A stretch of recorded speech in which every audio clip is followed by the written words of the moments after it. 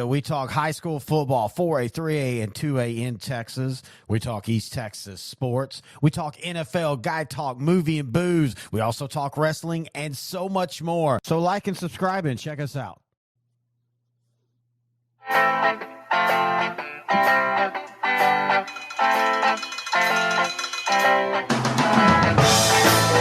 Week 4. Playoffs are just around the corner. The district races are heating up, and we're here to talk a little 4A football. Hello, everybody. Terry Bennett and Grant Goodwin here, Sideline to Sideline, the 4A edition.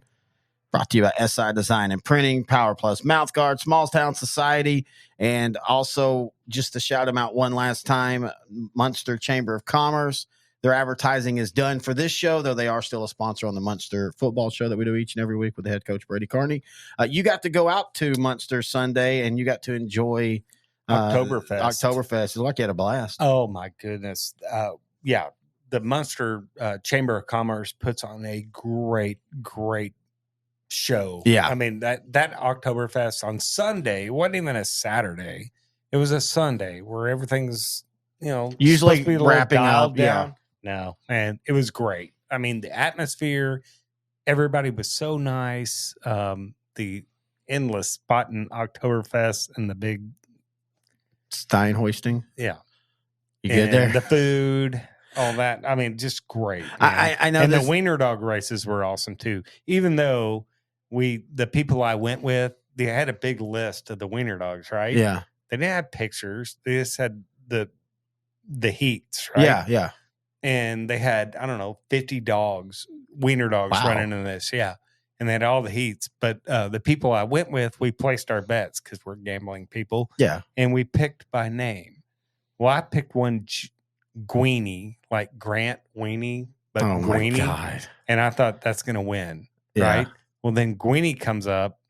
Greenie has got to be 80 years old. Her belly is like scraping the ground. So like Grant Goodwin. Kind of, yeah. I lost some weight. Yeah. If you're on YouTube, you can look. I lost probably a good 2 pounds. No, you've lost a lot. It's just it's football season. But Greenie wouldn't even come out of the gates. And then everybody else that picked their dogs won their heats and they're sprinting. And my dog is so you definitely almost a glue stick. Again, it proves you picked it perfectly.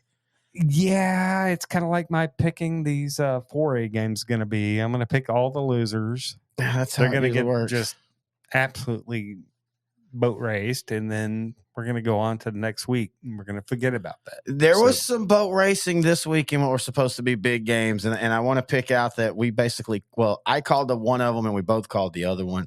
We'll be talking about, of course, all the Week 7 action. We'll also preview Week 8. We'll also, as always, have Coach X, and we'll do all that on the flip side when we come back right here on Sideline to Sideline, the 4A edition, brought to you by SI Design and Printing.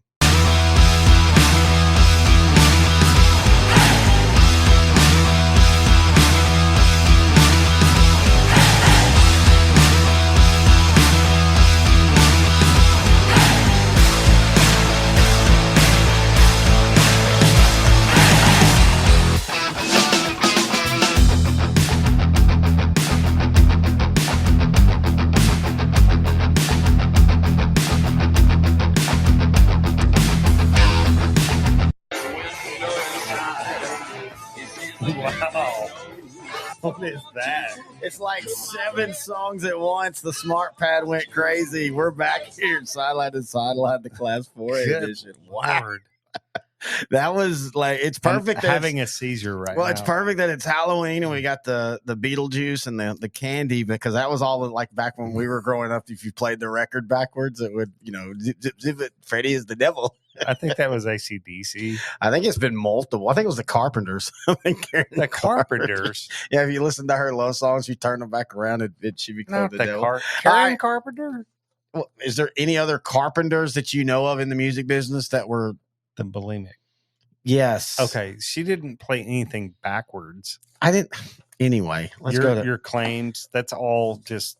All right, Week 7 preview. Okay. A review. Let's start out in East Texas, a game that you went to. Pleasant Grove absolutely dominates Gilmer 63-28. Yeah, man. Pleasant Grove, man. Their quarterback, Akari Johnson. absolutely gutted the Gilmer defense with his legs. He also, he made hay in the passing game, but Gilmer's defense, who's gotten a lot better, still had no answer for Akari Johnson, and then Jalen Bordley at at running back, and then they lined him out or would line him up out at receiver. They moved Jalen Bordley around a lot. Gilmer had no answer for that, but I'll tell you, this Gilmer offense had no answer for Lance Jackson at defensive end. I mean, he just absolutely terrorized this offensive line of Gilmer. Now, Gilmer did have some bright spots with the Tennyson kid at quarterback and then Will Henderson at running back. But at the end of the day, Lance Jackson just wreaked havoc on this Gilmer defensive line or offensive line. Well, and offensively, we now see why Pleasant Grove made the move to the spread. And they struggled early at times. They struggled against Brock and all, but you're starting to see that offense stretch its legs out. And I mean, we keep talking about in 3A, Canadian and Gunner. I think it's time to start going Pleasant Grove and Carthage in 4A. And they're going to probably, if everything turns out correctly, Gilmer gets the easier path in the playoffs from losing this, by the way. You know that, right? Yeah, because that Pleasant Grove will actually get Carthage earlier. In the third round. Yeah. The winner of this game would have gotten Carthage in the third round, assuming they all went out, right? So Pleasant Grove, Carthage in the third round of the playoffs. I don't think Gilmer wins out. I think they're just a flawed team this year. They're young. I think they're young, but I'm telling you what I saw from Gilmer. Gilmer's pretty damn good. It's just that's how good Pleasant Grove is right now. I'm telling you, Gilmer is a good football team, and their defense is coming around. They're a good team, but I think that this region is going to be a lot more loaded than just Carthage and Pleasant Grove and Gilmer. I think Center Center might have the best explosive offense in the region. Oh, well, yeah. I mean, what region are we talking about? Region 2 or 3? Yeah, Region 2. Oh, yeah, sorry. Well, no, Region 2. Center's in Carthage's district. Carthage. Right. And even a Van. I mean, Van's starting to come around. And Van has a... Look, I don't know if Van has the horses. I don't think so either, but I think Center does. Up front, I think Van has all the skill position players, but up front, do they? I don't know. That's another. Gilmer's not been good up front. I mean, they give up a ton of points to everybody but Kilgore. They have, but they're really young and they're coming around. Now, they faced a team that is going to do this to a lot of teams. Yeah, no, I don't disagree with you. And by the way, I think I want to say this. I think the myth of the Gilmer defense is correct. How they're just bad, but they're coming around. The problem is they faced a Pleasant Grove team that can match up with Carthage or anybody else. Yeah. And that's the thing. I think you're going to start seeing this Gilmer defense, as long as Gilmer doesn't fall apart mentally because of this loss, and it's Gilmer. I don't think they'll fall apart, but I don't think they're as good as you think they are defensively. I think they gave up 40 to Paris, 56 to Lindell. Well, that's the thing, though. I think they are growing up. Yeah. I think they're bad, or I thought they were bad. Yeah. And they didn't look great against Pleasant Grove, but I saw flashes of that. They got the King kid at linebacker who's a freshman. That's David King's, I think, son from Dangerfield. Oh, yeah. You remember? Oh, yeah. Kid's a stud, man. Kid's a stud. They're gonna get a lot better. They're already getting better. They're gonna be a lot better. But this talk isn't about Gilmer as much as it is Pleasant Grove. I mean, Pleasant Grove, when you see them in person, you can watch them online. We've done that twice, right? Yeah. You and I. They look like they're playing with their food and whatever. But when you see them in person and you're on the sideline and how big and physical they are on both sides of the ball, Pleasant Grove is going to be a tough out. And that Pleasant Grove Carthage game, if it happens in the third round of the playoffs, oh man, you got to be there. How crazy is 7-4A right now, though? When Pleasant Grove's where they're supposed to be, they're 6-0. If the season were to end today, and yes, folks, I know they all haven't played each other. This is just for dramatic effect. If the season ended today, it would be Pleasant Grove, Spring Hill, Lamar, all above Gilmer. Paris North Lamar is 5-1. Spring Hill's 2-4, but they played good. But anyway, Hey, didn't Spring Hill beat Liberty Hollow? Yes, and all jokes aside, the problem. What a win for Spring Hill! Yeah, a very big win. I mean, they had struggled early in the year, but they played a pretty tough schedule. But for Gilmer, if the defense doesn't improve, all jokes aside, when you have a bad defense, that's when you get upset. But what I'm trying to tell you is their defense, I think, is improved. I just don't see it yet. You don't see it yet, but I'm just telling you from what I saw. Yeah, no, I know. Do you not trust my eye? Do you? I know I got beady eyes. But no, I trust you. I trust you. That's what we do on the show. We debate, and they've got to prove it to me and do it. You can start this week if you shut down Liberty Island, which I think they will. I don't know if they'll shut them down. I'm not saying they're great yet. I'm just saying they're growing. They should win by 3 touchdowns. Yeah, I mean, offensively, Gilmer's going to be fine. I think this defense is growing up. You'll start to see it now. Just wait. I think they're growing up. I'm not going to say they're going to be a shutdown defense at all, but they're going to slow people down enough. All right. Another big game that turned into a big blowout. China Spring beat Alvarado 64-28. Look, Alvarado, you cannot start the game off against the China Spring team and fumble the kickoff and give up a scoop and score on defense and be down 4 touchdowns before That's called pissing down your leg sometimes, right? Yeah. I'm not saying Alvarado did that, but it sure looks did. like that. I mean, they did, and that's fine. You do that in the district game. This gets you better. If you respond well, and you learn from this, it gets you better. But yeah, when they play a big team and offensively, we've talked about it. You know, Matt Diggs had said before this game, just kind of talking about, what China Spring had done, and they haven't really shown yet as far as how explosive they could be. And we talked about, that's because of the schedule. You saw what they can do in a game like this. McCullum hit Grayson Martin 11 times for 155 yards and 5 touchdowns.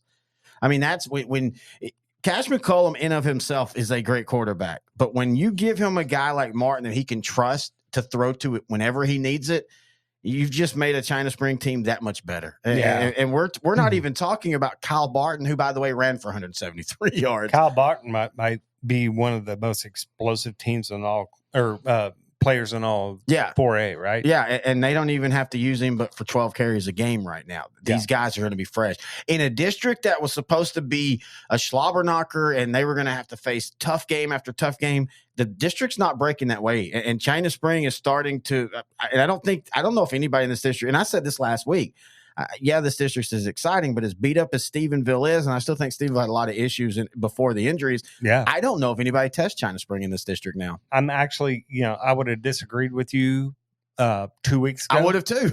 But I kind of agree. I mean, Stephenville with their injury at quarterback, Stephenville's defense is really good, right? Yeah, but I don't think they're good enough to hold a China Spring team under 35, 40 points. No, and that's what you're going to have to do, especially if you don't get any of your guys back offensively that are injured. You're going to have to outscore China Spring, I think, this year to win. Yeah, and that China Spring defense is not bad either. Oh, no, they're not. All right, let's go all the way down to Hampshire Finette. 21, West Orange Stark 14 in overtime. We talked about how would the Longhorns react after the big win last week, and they reacted like a great team does, beating a really good West Orange Stark team in overtime. Yeah, this Finette team is just so balanced offensively. I cannot wait to go see them play Silsbee in a couple of weeks. We've got to be down there. Not this week, but next week, right? Yes. And we were so worried that this game might knock some shine off of the Longhorns because West Orange Stark is still a dangerous team, folks, but it didn't. It did not knock the shine off it at all. Yeah, I think West Orange Stark's still a actual legitimate threat in this region. Yeah. But Hampshire Finette is just that good, And, if they play West Orange Stark 10 times, how many times you beat them? 6, 5? I don't know. That's a good question. I think 6 to 7, maybe 5 maybe to 7. 8 or 9 only. I mean, when you go into overtime, and when you think about this, when two really good teams face off, it comes down to 1 or 2 plays. Yep, exactly. So West Orange Stark might make those 2 plays next game. Yeah, that's a good point. All right, Bernie destroyed Uvalde 35-14. Hank Hendricks threw for 320 yards and 4 touchdowns. What a luxury to be able to have a quarterback as Hank Hendricks a freshman or sophomore? I think he's a sophomore. But, coach's kid, right? Yeah. Comes in and takes over for the Bays kid that's hurt and comes in and throws for 320 yards and 4 touchdowns. Look, the best thing I can say for you 4A fans is Bernie's in 5A next year, because Bernie, I don't know if they win state this year, but Bernie feels to me like they're the next Melissa that's just going to go right up into 5A and just explode and just keep winning. I can see Bernie winning state this year. I mean, that was my pick in the Big R's preview show, and nothing has made me think less of them. No, I mean, they got the injuries, but they are so good up front. And they're physical. They're physical. Very physical. I went back and watched the Bernie, was it Lampasas? No. Was it? No, they didn't play Lampasas. Was it Gregory Portland? Yeah, Gregory Portland. Yep. Yes, I watched them last week. Went back and watched them, and I was so impressed with Bernie, man, even without their starting quarterback. Yeah. And the Hendricks kid was just amazing. All right, Little Cypress, Mauriceville, 34 against Vider, 28 in overtime. Let me tell you, LCM won this game, but Vider is another one in this region that is very underrated. Yeah, they can run the rock. Yeah, they got a new coach last year, but he said, we're going to run the same stuff. And that's what they've actually done as Dwayne DeBow came out. And, he came out of retirement, and they kept the slot T, and they started off this year kind of slow. They lost to Silsbee. They lost to Santa Fe. But then they went on a 3-game win streak, and then I thought they gave LCM all they could handle. This whole district's been a weird year because nobody has played up to their what we thought they were going to be. Like, you and I both felt Lumberton going into the season was going to be the team to beat. They start out 0-3, but now they've won 3 in a row, and then offense is getting better and better. And, them and Vider play this week, and that's going to be for district. Huffman Hargrave is 0-6. That just blows my mind. But yeah, that's going to be for district. And if Lumberton can't stop that run, Vider might pull that one off. Yeah. And I know that they've lost, and it's for district. But I'm just talking about with tiebreakers and all that, because I don't think LCM goes through I think Lumberton's the only team that could go through this schedule district unbeaten. I think everybody else will at least have one loss. Yeah, let's go back to this game, though. Little Cypress Mauriceville scores a touchdown on its first possession in overtime to win this game against Vider. Their quarterback, Dylan Payne, ran for 108 yards and threw for 101. Jonah Fuller runs for 115 yards on 19 carries. So that kind of gives you a little bit of perspective on the game. Right? Yeah. And so it's going to be interesting how this district plays out. Speaking of interesting, Needville shootout against Navasota, 56-42. Needville is now 7-0. Navasota actually outgained them in this game, 502-377. But Needville's running game was huge. Deshaun Burton, 209 yards, 4 touchdowns. Keelan Sweeney, 106 yards and a touchdown as a team. 53 rushes, 350 yards, 15 yards of rushing.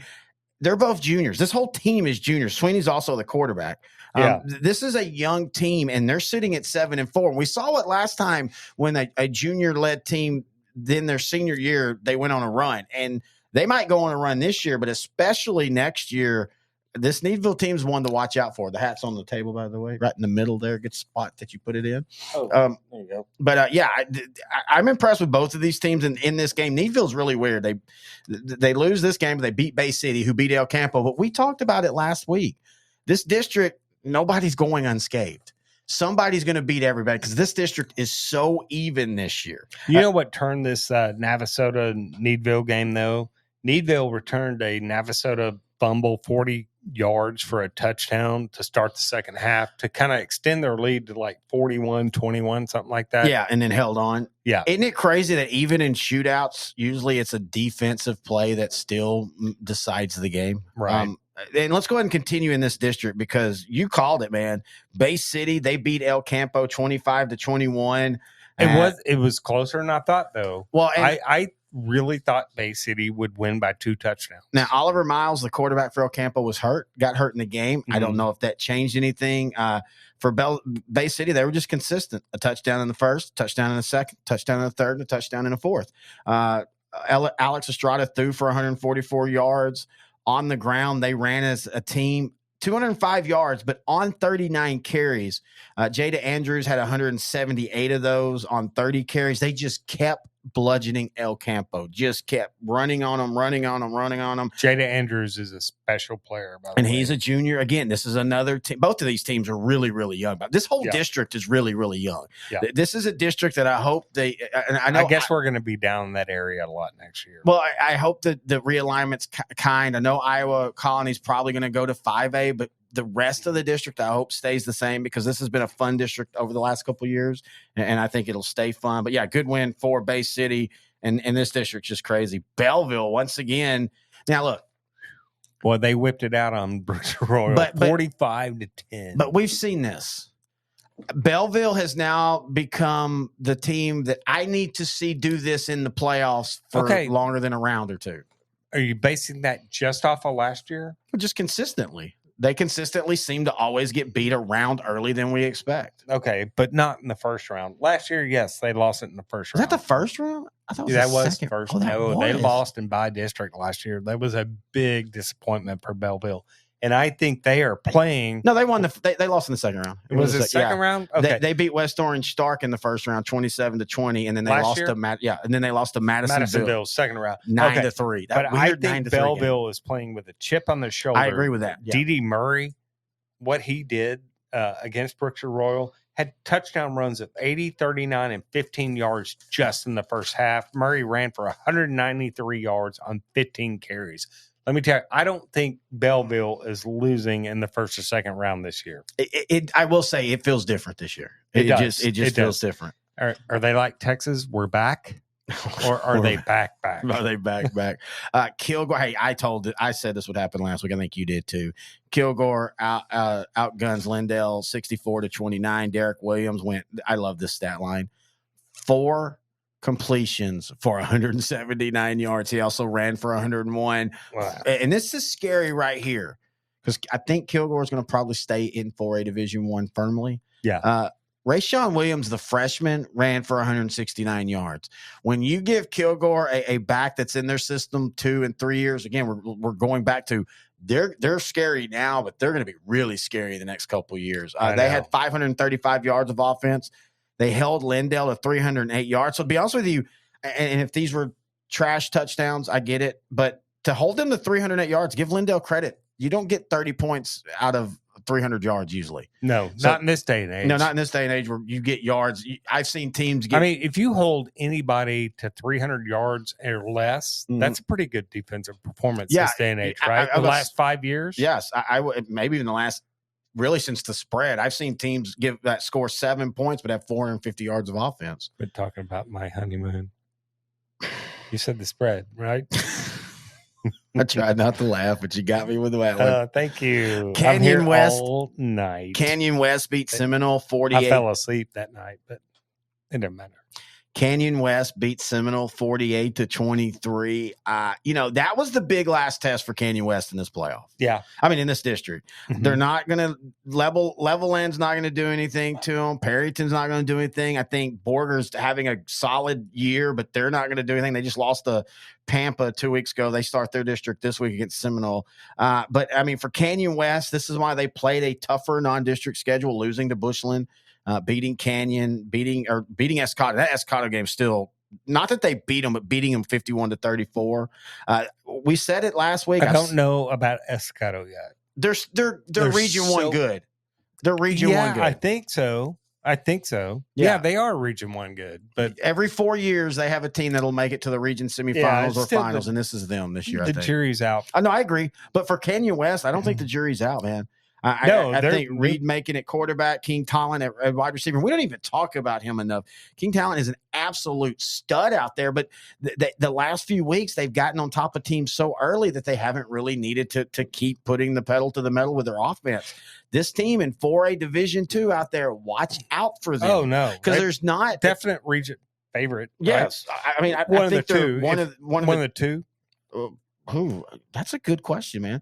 I think they are. It's time. No, I mean, yes, they are. But I mean, I would have, if you'd have asked me this before, and we'll go to this game next. You want to go on the fly? We're going on the fly. Well, I would have said that Graham was the favorite, but I now don't know because Wichita Falls beat Graham last week, or Wichita Falls Hershey, I should say, beat Graham last week, 27-26. And Hershey on the year. Graham might just be a year before. Yeah, because they're all young. juniors. They're right. all juniors. But it's weird how these shows will get a theme in the 4A show. It's just about how all these really good teams this year, next year, they're going to be that much better. But we all kind of wrote off Hershey. You know, they lost to Brock. They lost to Springtown. That Springtown loss at the time seemed... Was that Hershey or yeah, Hershey. High? No, it's Hershey. We all thought at this point after they lost to Springtown that Hershey might, we didn't think Springtown was going to be what they are this year. They've bounced back nicely. So that loss doesn't look as bad. They lost to Decatur, but beating Graham just completely, in my opinion, just kind of flips the script for them. Now they control their own destiny with games against Snyder, Sweetwater, and Greenwood. All 3 games should be winnable, and even a good Graham team might end up having to be the second place team. You got to win these games, man.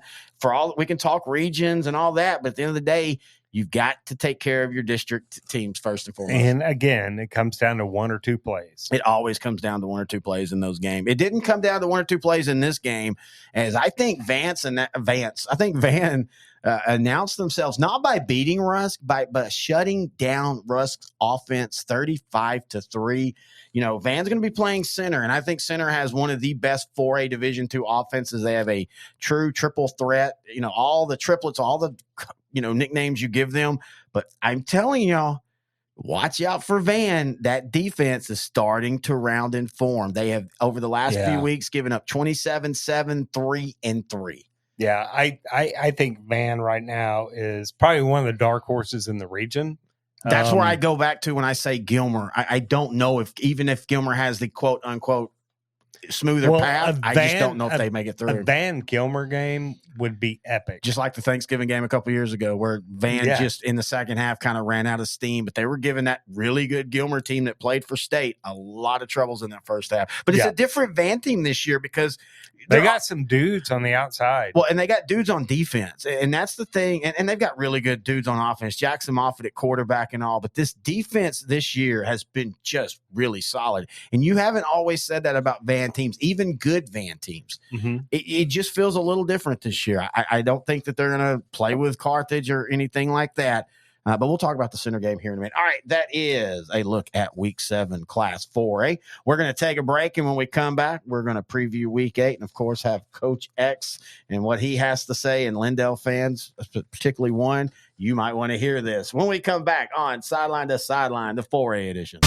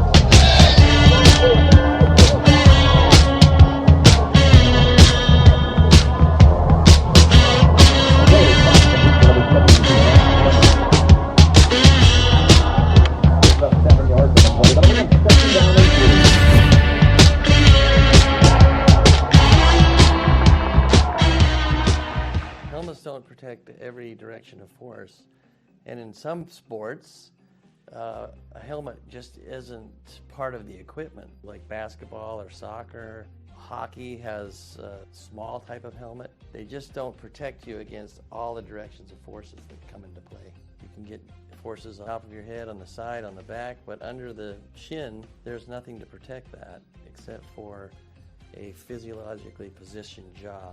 Putting your jaw in its physiologic rest position brings the actual jawbone away from the skull, so that when you receive that force from an impact, that force doesn't get translated through the joint into that cradle of the skull, injuring the brain.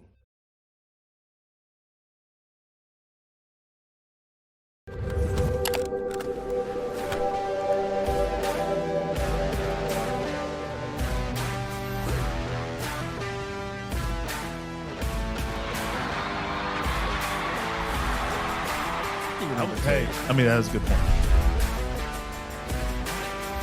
I think we might start seeing some go back.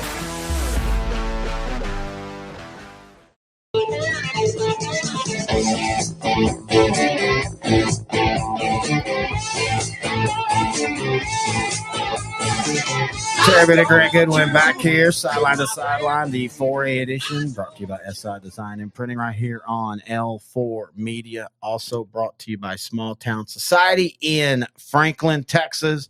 You can find them online at Shop Small Town Society for all your game day attire, holiday attire.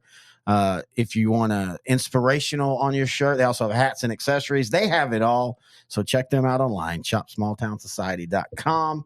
And we do appreciate them for being a sponsor. And once again, a shout out to Munster Oktoberfest for being a sponsor as well. We are in the last segment of the night. It's week 8. Oh, man, I forgot to tell you one thing, buddy. What? Oh. Life sucking. I love you, Coach X, but man. I will go ahead and say this right now to the Lindell faithful and those on Smokey. This is directed at one man and one man What's only. What's his heart on with Lindell? I don't understand. All right, how dare you guys? Didn't you know that this show is supposed to be dedicated to the 4A district in East Texas? I mean, you guys did not talk about the marquee matchups like Jacksonville versus Chapel Hill, Athens versus Palestine, Kilgore versus Blake Shelton's ex-wife's hometown. I mean, you made that guy from Lindell cry all over the message boards. Let's go Eagles, more like let's go Kleenex, and not in the happy way. I mean, you made that guy whine harder than the weird girl from Europe, crying about how it's hot sometimes. How dare you? That leads us into what honestly is a pretty short preview week. You're going to get these in district. There's just going to be a couple weeks where everybody's kind of not playing everybody. But this is one right here that I would have bet you $1,000 we were not going to be talking about this year. Canyon versus Hereford. Yeah, both. What, Canyon 5-1? They're only lost to West Plains. Yep. Right. Hereford 6-1. Hereford on the year has been the surprise of West Texas 4A football, going from 1-9 last year to up until they lost to West Plains 2 weeks ago. They were 4-0 at the time, or 5-0, and that was a competitive game. They lost 42-21, but I mean they had 380 yards of offense, if I remember correctly. They did some good things, and more importantly, for a program that has struggled, they bounced back the very next week against a team that they should beat, and they did in Pampa, 44-13, which basically locks up their playoff spot. Yeah, and a lot of this Hereford turnaround comes from their quarterback, Caleb Ramirez, has thrown for 1,200 yards, and he's got really good receivers in Nick Torres and Brylan Lopez. Yeah, and this is a really young team. They were young last year. They took their lumps. They've come back, and I never would have thought we'd be saying that in week 2 of district, Hereford would have basically – and if they lose all their games, and of course they don't, but I don't think them and Pampa, if they end up on the same level, I think this basically puts them in the playoffs. Yeah. And here they are the rest of the week playing, or rest of the season playing for seeding. And I don't think it's too crazy to say that they beat Canyon or Dumas, especially Dumas. Hereford might be a third-place team or second-place team. I think they'll blow the doors off Dumas, to be honest with you. I think their big game here is against Hereford. Canion's 5-1. Their quarterback, Boston Bell, has been really good. Trip Wright at receiver for Canyon, one of the best receivers in 4A out in this region. So this Hereford defense is going to be up against it. Yeah. Who do you like in this one? I like Canyon close. I think this is in Hereford, right? Yeah. So I think that makes a little bit of a difference. But I like Canyon. I think Hereford's just a year early, even though they've only got one loss and they're running a 6-1 record, and it's great. And I think Hereford's still good. But I think Canyon comes out on top on this one. The funny thing is we always use scores not to calibrate, to compare, though. And so Hereford got beat by West Plains. Their only loss, 42-21. Canyon got beat by West Plains. Their only loss, 48-21. Oh, I mean, you want to talk about a true calibration? That's it right there. Yeah. But anyway, let's see what Coach X has to say. Dude, big time West Texas smash mouth matchup here. Most unique mascot in the nation, the White Faces. Just clarification. They are talking about cows, right? Okay, good. There was that a couple years ago. Somebody didn't understand what that White Faces, and they made a big thing of it, and it kind of got viral. And then everybody's like, God. "It's a cow, folks." I'm It's- rolling my eyes right yeah, now. we're I'm rolling on my eyes video? on YouTube. Okay, good. Hey, did you know there's a school in Michigan or something that has a mascot that is the Nimrods? I have never heard somebody else being called a Nimrod without adding the F word in front of Nimrod. You know, Crazy. there's a Nimrod, Texas, right? Oh, there is? Yeah. Where at? Out. Is it by San Angelo? Oh, I think? cool. Yeah. Crazy world we live in these days. Wow, me. You kind of just brushed me off right there. Yeah, Oh, I've really? tried. Cool. All right. This is what I'm talking about, folks. No, I mean, Y'all look think- at no, the no, no, maps. no, no, no, no. Y'all think there that- is a Nimrod, I'm Texas, and I'm you just. not doubting you in any I thought way. that would elicit a little bit more of a response because from you. Everybody that thinks this is all fun and games. Oh, you get to talk football. Y'all don't have to deal with him, and y'all don't have to deal with him. It's Y'all don't have to deal with him either. all I'm trying to do is talk football, man. Talk football. Okay, good points. So is Nimrod? Does it have a school system? Now I'm No, curious. Thanks a lot, I ass. don't. No, I don't think they do. Oh, okay, But there is a Nimrod, Texas. that's cool. All right, let's now go to. So who do you pick? Oh, sorry. Yeah, this is actually pretty God. funny. Let's see. Crazy world we live in these days. Give me whisper voice as he looks over both shoulders. White faces. So he's going with Hereford. I'm going with Hereford too. I think Hereford wins this game. Look, I like Canyon. I just think Hereford's man at home. Hereford's always been a really good football town, but they've struggled the last few years. This year they're not. Hometown advantage, give me Hereford, and a slight upset. I mean, it's a 2-point spread, so it's not a big upset. Isn't that where one of our sponsors was at? Well, that's where Nicole she Thompson? was last year. She's now in Canyon, so I'm I'm actually still going gonna call against. her. I'm actually going against the title sponsor. Sorry, white-faced Nicole. I pick Canyon, but he does pick your Hereford white-faced. And I think she went to school in Hereford, so there's a little bit. There's still an Okay. emotional tug. All right, cool. All right, this is a game that I would have thought we might be at one point this year, but China Spring versus La Vega. Look, La Vega offensively, it's unique to see them score, but it's Bryson Rowland yeah is unstoppable. at times. I think China Spring can bottle him up enough. Yeah, I think this will be one of those where La Vega might answer the first couple drives and it'd be like 21-14 Canyon China Spring, and then after that second half you just see Kyle Barton get 25 carries and I never thought I would say this, wear down a La Vega defense. Yeah, it didn't take much to wear down a La Vega Not defense, this year. right? Yeah. But offensively, they're scoring points in just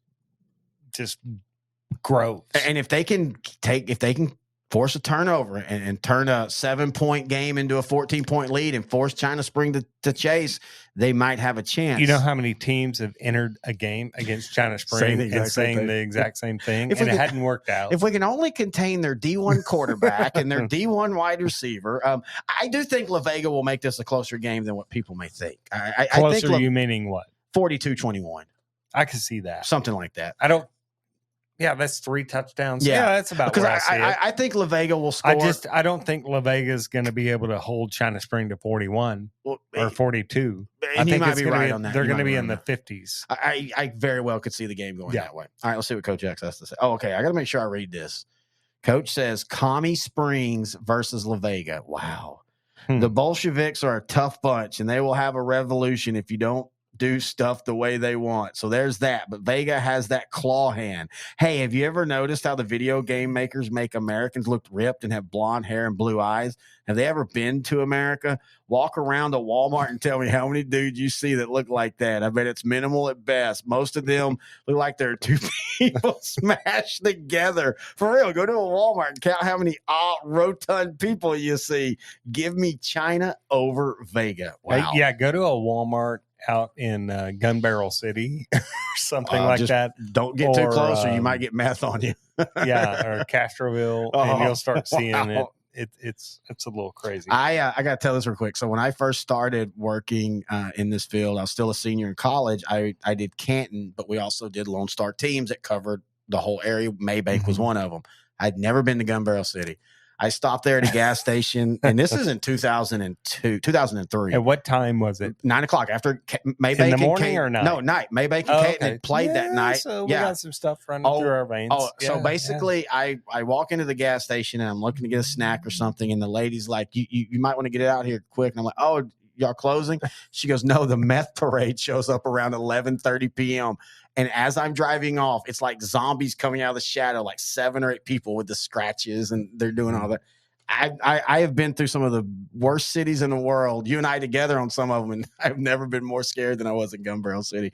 Anyway, I guess the Gun Barrel City fans. I'm not scared of nothing, and I'm not scared of Gun Barrel City. Okay. All right. Let's go to center. I am scared of a few other places, though. And you're scared of mental hospitals that have been abandoned. And Rusk. By the way, Texas was named not... the most haunted state in America today. I know that makes you happy here on this Halloween month. Time to move to New Mexico. All right, center versus van. Dude, this is one of those that I didn't think at the beginning of the year we would think, hey, this is a game of the week, but I think this is going to be a sneaky great game. Oh, this is going to be a doozy. It's going to be all about Van's defense. Do we think Van's good defense? Look, you made a point before. Van's defense is a lot better, right? And you were adamant on that point. Yes, adamant. They are going to be tested like no other. But you know this week, Caden Dixon at running back for center, he's electric. Amante Cash leads this potent offense. Lance Wilburn at wide receiver is a stud. You know, Van lost to Chapel Hill 50-28. Mm-hmm. Right? That's their only loss. I think center can put up more than Chapel Hill did at 50. You're wrong. You're not wrong, but here's the problem. Center has a terrible defense. You told me I'm wrong, and then you told me I'm not wrong. No, I said you're wrong. I meant you're not wrong. Oh, okay. I think center can mix signals. I think center, that's been our relationship for 15 years. I think okay, much like Gilmer, I think center's defense is getting a little bit better too. No, they're not. They're not getting better at all, dude. They gave up 48 to Rusk, who Van just held to 3 points. I think situationally, center is getting better defensively. I'm not saying they're going to carry the team. I just know a lot of teams this year have hit their high points against them, like Canton. Canton, just to give clarification, Canton scored 3 against Van. Okay. Center, they scored 37. Rusk scored 48 against center. Against Van, they scored 3. As great as this offense is for center, Van is better on both sides of the ball than center is on one side of the ball, if that makes sense.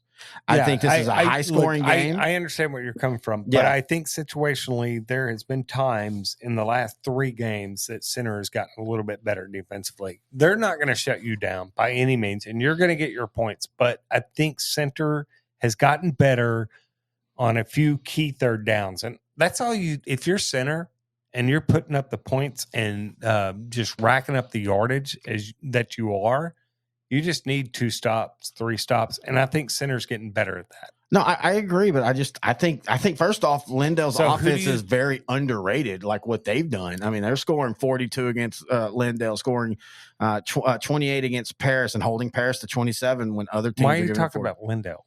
I was talking about Van, who they've played. I was thinking okay. I think Van wins this game. I think center wins this, but I think Van pushes it. It could go either way. In fact, I think Van wins this game and holds center to 35 points or under. I don't think they hold them to 35 points or under, but I think if anything, they have to outscore them. I like center, but I do not. I don't think they do. That's my point. I don't think Van has to necessarily. They're going to have to score points, but not. I don't think they have to score 40 to win by any stretch. I think Van would have to score a lot. Okay. I don't this is why disagree. We say this is a super game. I don't disagree. I can see Van winning this, and I was going back and forth, and I think I think this game is a lot closer. Look, a lot of people will look at this not knowing any different and say, "Oh yeah, center wins this game. Center wins this game."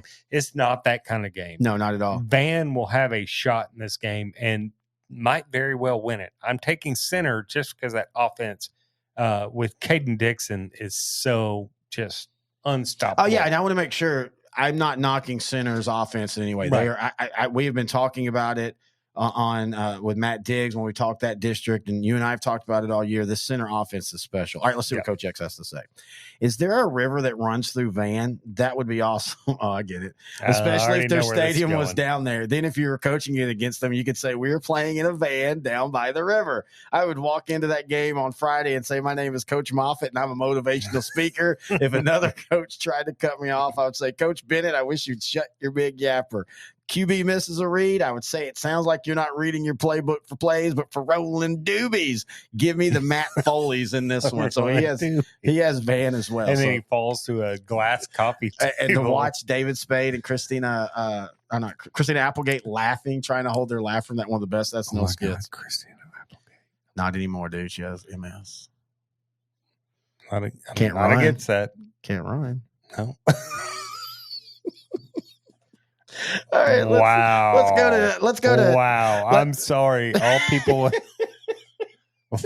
I'm allowed one a year. Everybody expects it from you, so I'm allowed nobody one a year. expects me to say that. They expect you to say if that they and do, more. then I need to change my ways. You need to change your ways, because that's like, if we rank 16 years of the things you've said, that's not even in the top 200. I think that's the first one. All right, let's just go ahead and stay out in East Texas. Chapel Hill versus Lindell.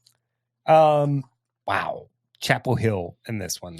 I think we saw with Kilgore, Lindell's offense is solid, but when they play better teams, they're going to struggle. I think Chapel Hill wins this game, but I do think it's going to be closer than what people think. And now, by saying that, I still think it's a 14 to 21 point win for Chapel Hill. But I think Lindell can mess around offensively enough. They've got that stud Casey Poe lineman, Clint Thurman at quarterback. I think they can give them some problems. But again, as long as Chapel Hill doesn't turn the ball over, I don't know many defenses that can stop them. Yeah, Chapel Hill, when they want to run the ball on you, they can do it from so many points on the field, out of the backfield with the quarterback, on the jet sweep, not mentioning the passing game. I mean, we talked about Center's offense, but Chapel Hill's offense is about as potent. Yeah, right? No, really, very much so. All right, and then Rusk versus Carthage. This is, somebody had said that we don't talk Carthage a lot. Well, this is why, because we say that. What else you going to say? I mean, Carthage defense only gives up 8.7 points a game. And this is a young defense. This game, I thought, when we looked at this district, Van, just because they're Van, can, make it a quarter for a game, and Center with their offense can maybe make it a half a quarter or a quarter for this game. I thought Rusk maybe could have, at the beginning of the year, could have been a team that at least gave Carter fits. But again, Carthage fits. But again, they go up against Van and score 3 points, and Carthage's defense is way better. Carthage names are scoring this one. Yeah. All right. Last game of the night. Needville versus El Campo. Needville's running back Deshaun Burton's ran for over 1,400 yards so far. Killian Sweeney has ran for 930 yards. El Campo's 3-3. Needville's 7-0. Do you see Needville not winning this game? Because right now, El Campo, to me, even with their quarterback, would be up against it. I like El Campo in this game. Whoa, that'd be a big upset. I don't think it's big. I mean, let's remember, Needville was 4-6 last year. Yeah, they're 7-0. But I mean, I said this when we did the Big R's preview show. I see nothing out of El Campo in the last 3 years that have made me think that they're all that great. I don't necessarily think it's because they're that great. I still think Needville at 7-0 is still a team figuring out how to win again. And I said, I think they can run the ball down your throat. Oh yeah, and they've proven that. They've proven that. You have no recourse as a defense if they're running it down your throat. You can't do anything. But I mean, Bay City can run the ball down your throat, and El Campo held them into a one possession game. Yeah. The only team I see coming out of this district unscathed is Iowa Colony. Everybody else is going to have at least one, possibly two losses. That's just how I see this district. Well, Needville ain't losing to El Campo this week. All right, let's see what Coach X has to say. Hey, in our ever-changing political climate, is El Campo going to change the O to an X and end on the end of their town? Or I guess you could just go with the camp. That sounds way less cool, though. I mean, think about it. Where are you from? The camp? Lame. Hey, dude, where are you from? El Campo. Way cooler. Stand your ground, El Campo. Never change. Give me the El Pajaros de Rosas over the... he likes El Campo, too. Y'all are ganging up on me. Oh, no, we're not. It seems like you are. Well, that's okay, though. It's fine. You're going to call your mom now? I'm a one-man army. The army of one. You're an one-man destruction for sure, buddy. Oh, yeah. You should see the studio every night after you leave. It takes me 7 days just to get it back normal. You're the one shitting in the ficus tree over there. Dude, that was you 4 times. You sure? Yeah. The tree asked me to tell you to stop. Sorry, I like to drink. Anyway, That's going to do it for this week. You can find us on Facebook. Just type in Sideline to Sideline. You can find us on Twitter at Grant and Terry. Email us any questions, thoughts, or comments. Grant and Terry at s2ssport.com. Until next time, be safe. Enjoy your football for Week 8, and we'll meet back for Week 9 right here on Sideline to Sideline, the 4A edition, brought to you by SI Design and Printing on L4 Media.